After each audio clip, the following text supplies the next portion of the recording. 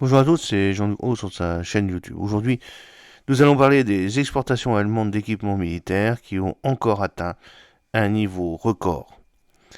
Ces dernières années, l'Allemagne a été accusée par ses partenaires ainsi que par certains industriels, notamment Airbus Defence and Space, d'avoir une politique beaucoup trop restrictive en matière de vente d'armes à l'étranger. Dès lors qu'un système comprend des composants de facture allemande, Berlin peut en effet bloquer un contrat potentiel comme cela a été récemment vu avec les 48 avions de combat Eurofighter Typhoon EF-2000 que l'Arabie Saoudite comptait acquérir auprès du Royaume-Uni.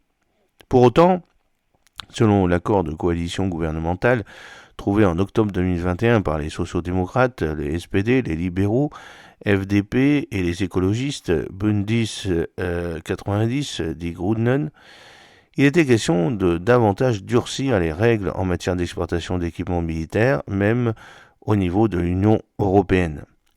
Seulement, la coalition emmenée par le chancelier Olaf Scholz a dû en rabattre sur le sujet. Et oui, guerre en Ukraine oblige. Aussi, l'Allemagne n'a jamais vendu autant d'équipements militaires qu'actuellement. En 2023, Berlin avait ainsi approuvé des licences d'exportation d'armement pour un montant record de 12,2 milliards d'euros. Les principaux clients des industriels allemands du secteur de la défense étaient alors l'Ukraine, 4,4 milliards d'euros, soit un tiers des licences accordées, la Norvège, 1,2 milliard, la Hongrie, 1,03 milliard, le Royaume-Uni, 656,8 millions, les États-Unis, 545,8 millions, la Pologne, 328 millions. Le montant total des commandes passées par la France s'était élevé à 293 millions d'euros. Ce record a été battu en 2024, le gouvernement allemand ayant autorisé des licences d'exportation pour un total de 13,3 milliards d'euros.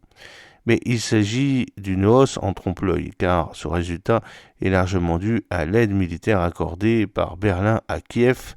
Celle-ci représente environ 8,2 milliards d'euros et viennent ensuite Singapour, 1,17 milliard, l'Algérie, 558,7 millions, les États-Unis, 298,5 millions, la Turquie, 230,8 millions et l'Inde, 224 millions.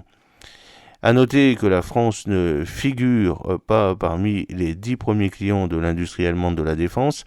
La réciproque est aussi vraie, bien entendu. Les commandes de l'Allemagne auprès de la base industrielle et technologique de défense française, la BITD, ont atteint 1,2 milliard d'euros au cours de l'année 2014-2023, avec un pic de 320 millions en 2015. La présence de la Turquie dans ce top 10 fait suite à la décision allemande d'assouplir les restrictions en matière de vente d'armes à son égard.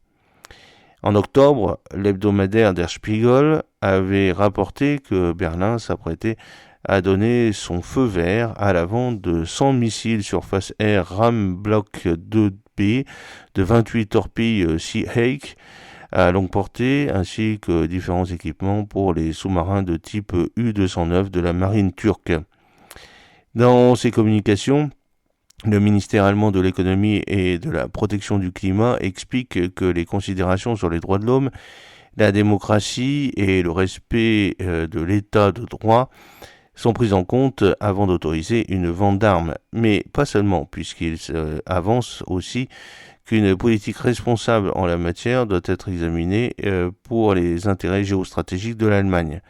Si les exportations vers les pays membres de l'Union européenne et de l'OTAN, ainsi que vers les partenaires de ces deux organisations ont toujours été privilégiées par Berlin, cela a été moins vrai en 2024. En effet, parmi les 10 principaux clients de l'industrie allemande de l'armement, il ne figure qu'un seul État à la fois membre de l'Union européenne et de l'OTAN, à savoir la République tchèque.